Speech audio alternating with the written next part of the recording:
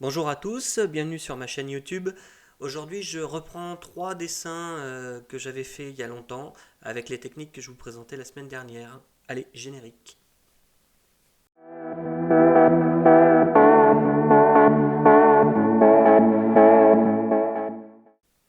Donc voilà, c'est le premier dessin que je reprends. Donc on va voir que je vais retoucher principalement les phares, la calandre avant, toutes les lignes de reflets sur le côté, les rétroviseurs et une partie de l'intérieur de l'habitacle ainsi que le capot.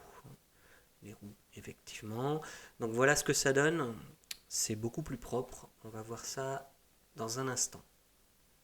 Donc là, on revoit tout ce que je vous ai indiqué avant, hein, les phares, la calandre, le capot. On voit que toutes les lignes sont retravaillées et beaucoup plus propres que ce qu'on avait avant. On a quelque chose de beaucoup plus abouti. On passe à la deuxième, donc une Lancia Stratos. Donc là aussi un vieux dessin et on voit qu'il y a beaucoup de choses qui ont changé sur les dessins. Donc là encore, on a retravaillé beaucoup les phares, les marquages sur le côté, ainsi que voilà, l'intérieur, les casques des pilotes, etc. Donc voilà, on voit que ça a énormément changé la voiture, hein, et le dessin. Il y a quelque chose de beaucoup plus sympa et beaucoup plus abouti là encore. On a travaillé également le reflet sur le pare-brise.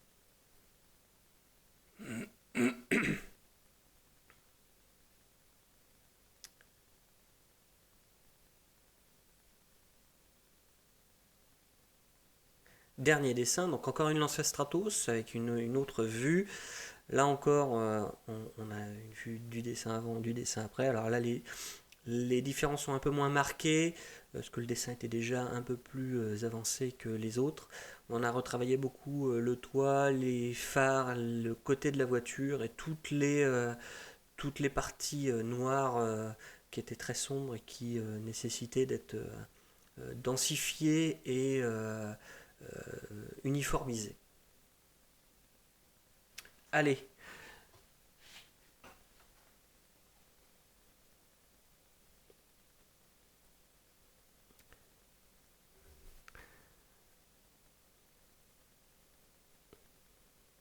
donc voilà, donc on commence par la Lancia Stratos que je vous ai montré en deuxième, c'est pas tout à fait dans l'ordre chronologique.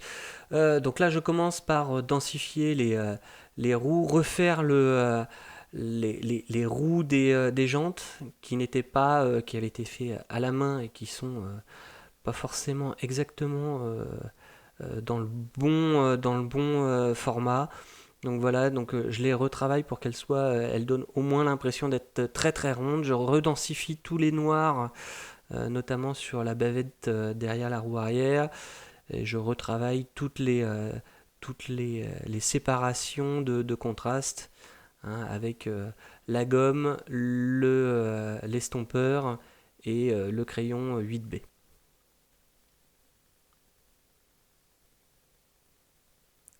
Alors, vous verrez que j'utilise aussi de temps en temps un coton-tige qui a un effet très très bénéfique sur l'uniformisation des zones sombres. Donc là, je retravaille le marquage sur le côté. Alors, j'ai essayé de différentes façons et en fait, je suis reparti sur le fait de le refaire complètement et proprement. Donc, je refais un carré blanc sur le fond noir et je retravaille mes lettres. Déjà, je les sépare les unes des autres.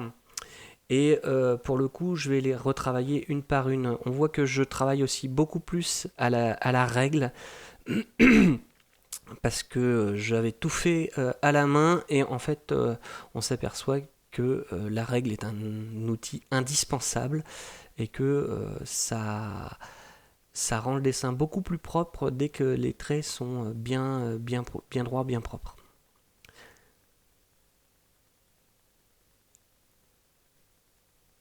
Donc voilà, là encore je retravaille également avec la gomme électrique pour retravailler les séparations entre les zones claires et les zones sombres pour que les zones soient bien délimitées et qu'on ait quelque chose de beaucoup plus propre et beaucoup plus visuellement euh, adéquat.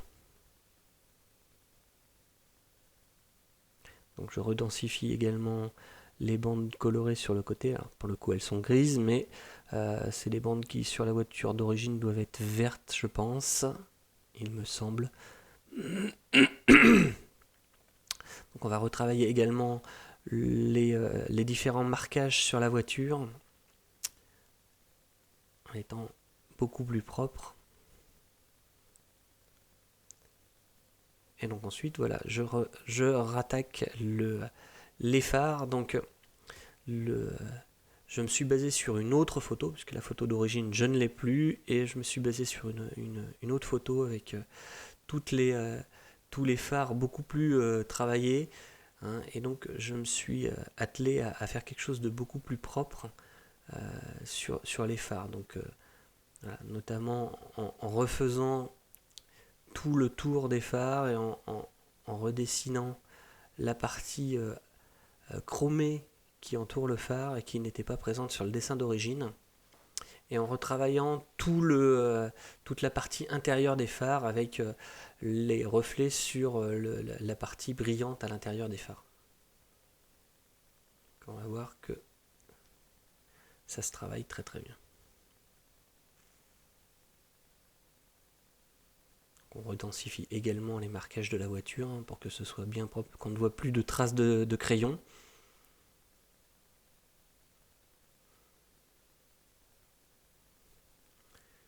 Donc là on travaille sur le pare-brise, donc je repars de zéro en redensifiant tout l'intérieur de la voiture, et on va voir qu'après je vais retravailler l'intérieur de la voiture.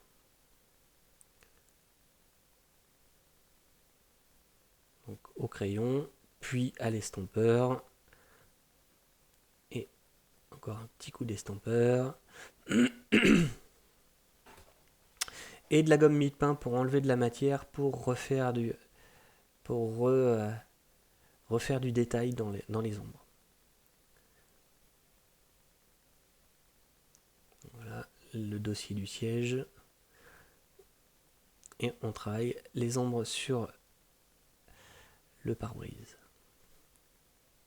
Encore à la règle, puis à la gomme mie-de-pain et à la gomme mono 0.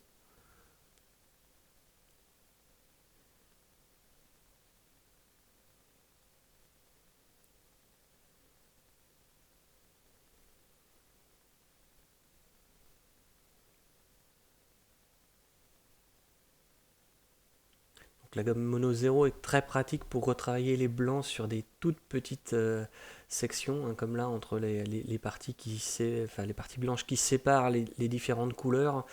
C'est quand même très très pratique. C'est un outil qui, à mon sens, est presque indispensable pour travailler finement vos dessins.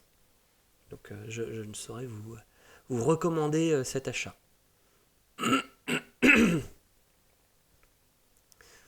Donc là encore on travaille les reflets sur les supports de phare, et on va retravailler l'intérieur du phare après.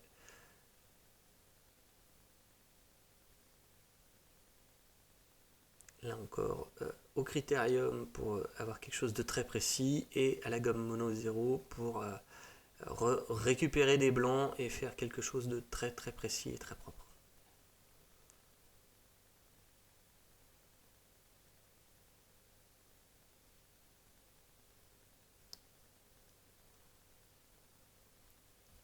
Donc, là on retravaille également le diamètre du phare, voilà, en effaçant suivant un gabarit, ce qui permet d'avoir un phare qui a la forme adéquate, hein, qui est bien rond. Alors pour le coup j'utilise une règle qui fait des ellipses, avec des ellipses suivant plusieurs degrés d'inclinaison, ce qui permet de trouver exactement la forme que je veux, et d'avoir un rond déformé par la perspective, et de trouver la forme exacte du phare en fonction de la position dans laquelle on voit la voiture.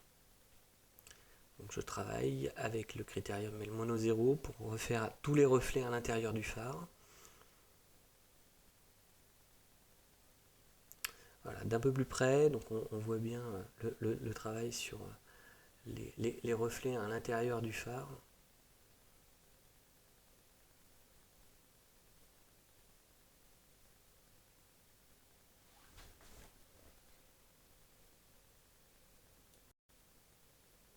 voilà, je continue à travailler avec ma règle à ellipse sur les phares suivants. Voilà, et je travaille le reflet sur les supports de phare en même temps, ainsi que sur les parties chromées.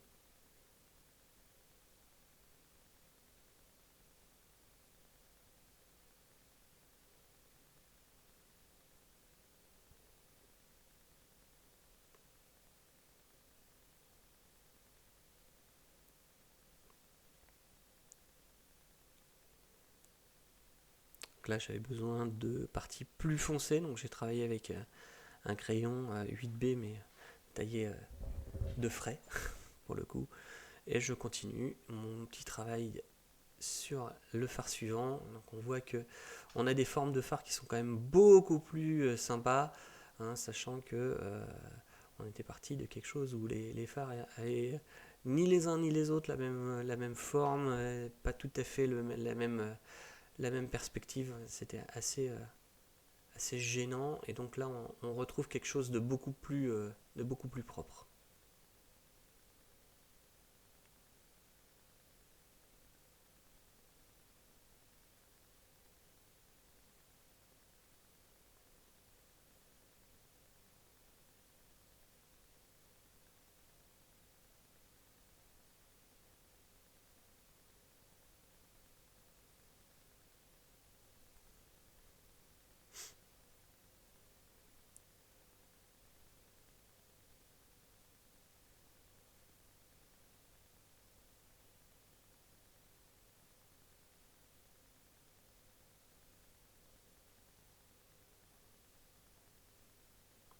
Donc l'avant-dernier phare.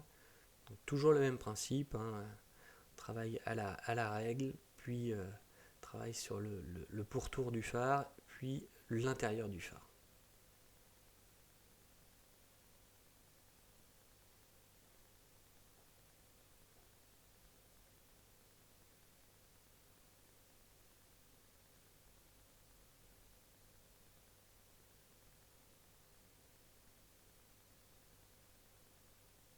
Donc là, comme le phare est beaucoup plus petit, je suis revenu à un travail au critérium afin d'avoir quelque chose de très précis, et sur le dernier phare également, puisque là pour le coup on est sur des parties qui sont très petites du dessin. Voilà. Hop.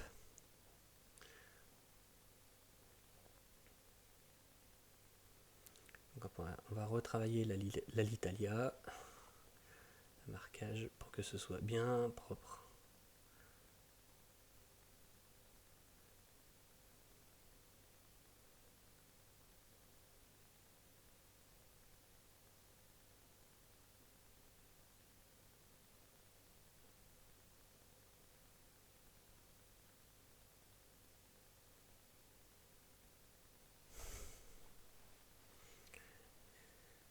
Et le Lancia de l'autre côté, pour le coup. Voilà.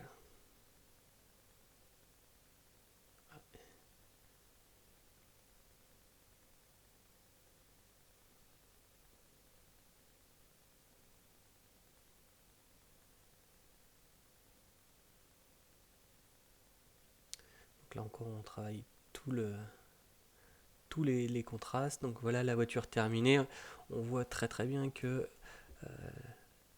la voiture s'est grandement améliorée. Donc la deuxième, la Lancia Stratos deuxième mouture. Là encore, on va travailler les phares avec la règle à ellipse. Donc vous voyez, j'en ai deux pour avoir tous les, euh,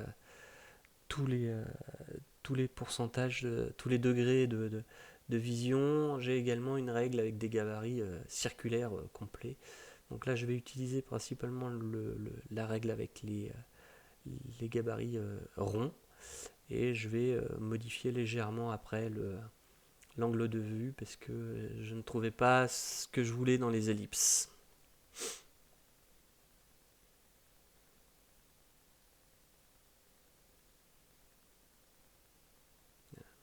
C'est ce que je vous disais, je retravaille un peu l'ellipse pour avoir quelque chose d'assez propre, hein, qui n'est pas tout à fait rond.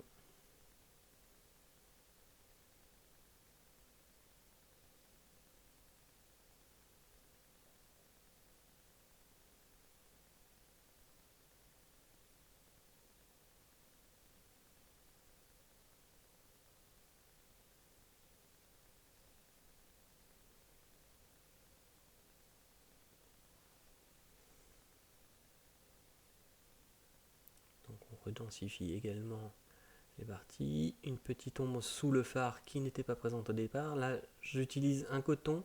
C'est une technique que je vous ai montrée dans la vidéo précédente, qui permet d'uniformiser fortement les zones sombres au crayon, alors qui nécessite après de reprendre le, le, le tracé au crayon, parce que ça enlève un peu de matière, mais qui est quand même très très efficace. Donc là, on redensifie au 8B les supports de phare, puis à l'estompeur tous les marquages de la voiture, donc, et à la gomme mono 0 après pour refaire les différences entre le blanc et la couleur.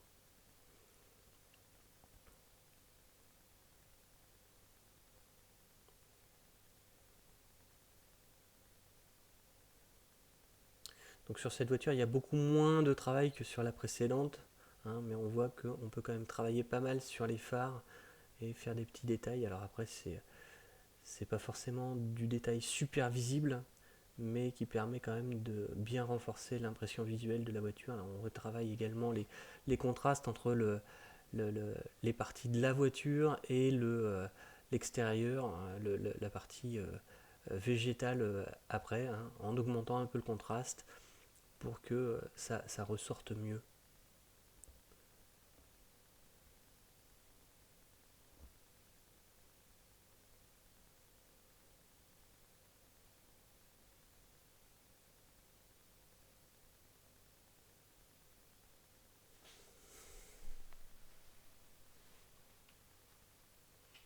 Donc là encore, le travail au mono 0 pour pour faire les petites bandes blanches qui séparent les couleurs. Donc, je suis désolé, c'est un petit peu flou.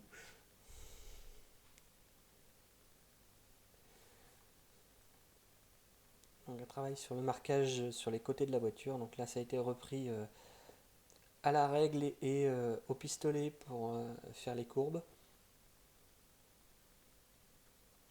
avant de redensifier et de travailler au mono 0 pour bien séparer les zones.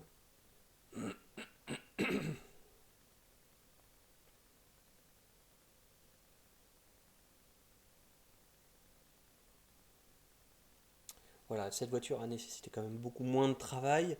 Voilà, le résultat est quand même très satisfaisant et bien meilleur que ce qu'on avait au départ. Donc la Chevrolet Camaro, qui elle, pour le coup, a nécessité un gros travail. Donc pour le coup, j'ai pas le début de la transformation, notamment le bouclier avant que j'ai travaillé à la, au coton. Donc voilà, mais vous pouvez reprendre la vidéo que j'avais fait précédemment, vous verrez cette technique. Donc là, j'utilise aussi la gamme Mono 0 pour pour surligner les séparations entre la portière et, le, et la carrosserie. Et donc après, je redensifie un peu tout. Je retravaille comme sur les autres voitures le contraste en uniformisant les parties noires, donc là à la gomme, et en retravaillant la partie voiture à la gomme. Donc on a aussi retravaillé toute la partie calandre en retravaillant spécifiquement tout le nid d'abeilles et en redensifiant les ombres au-dessus et en dessous de la calandre. On va voir ça tout de suite. Donc là, voilà, je retravaille l'ensemble des trous dans le nid d'abeilles. Travail fastidieux s'il en est. Voilà, et je retravaille les ombres. Et voilà, je travaille un petit peu le nid d'abeille en tant que tel à la gomme. Voilà. Et donc, le gros du travail se situe sur toutes les parties, voilà, sur toutes les parties droites où on a tout retravaillé à la règle et on voit bien la différence entre les deux, entre la partie précédente en haut et la partie en bas. On voit bien les différences majeures qui ont été apportées.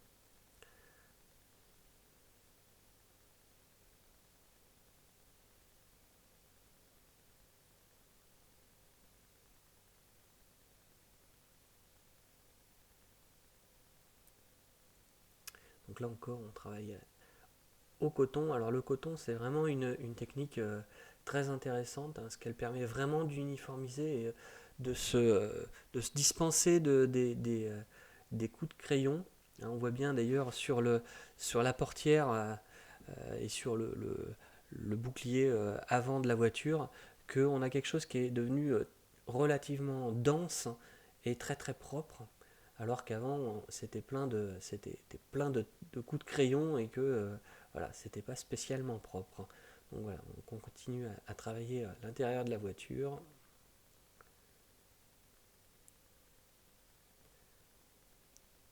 Et à bien marquer les différences entre les différentes zones sombres et claires à coups de gomme et de crayon, donc crayon pour les zones foncées et de gomme pour les zones claires.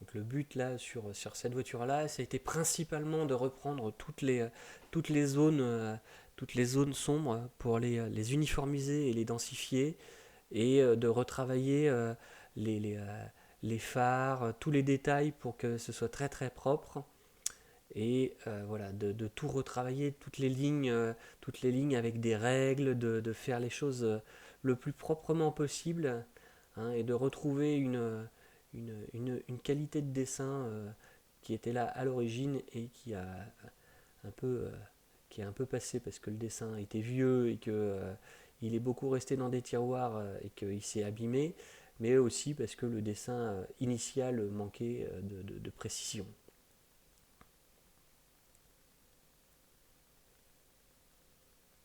Donc toutes ces techniques, hein, bien évidemment, peuvent s'appliquer à d'anciens dessins que vous avez faits, mais également à des dessins qui sont restés stockés et qui ont mal vieilli parce qu'ils ont été empilés avec d'autres dessins et que le crayon est passé un peu. C'est toujours une occasion de reprendre quelque chose et puis de refaire en mieux, enfin d'améliorer le dessin. On progresse toujours en dessinant et on s'aperçoit en reprenant d'anciens dessins que il y a toujours beaucoup de choses à reprendre et que voilà, on apprend tous les jours en dessin et voilà, il faut surtout dessiner tous les jours pour pouvoir progresser et refaire après des dessins encore mieux. Donc voilà le dessin fini et personnellement, je la trouve beaucoup mieux. Dites-moi dans les commentaires si vous trouvez que tous ces dessins sont beaucoup mieux. Voilà, cette vidéo est maintenant terminée. Je vous mets un petit écran avec ce qui va arriver, donc le H75 au crayon, mais vous avez déjà vu sa version Digital Painting il y a pas très longtemps. Un hydravion, je pense que je vais bientôt pouvoir produire des interviews de collègues dessinateurs assez connus. Donc voilà, restez connectés. Si vous aimez cette vidéo, mettez un petit pouce bleu et puis n'hésitez pas à vous abonner pour nous encourager. Et à très bientôt, dessinez bien.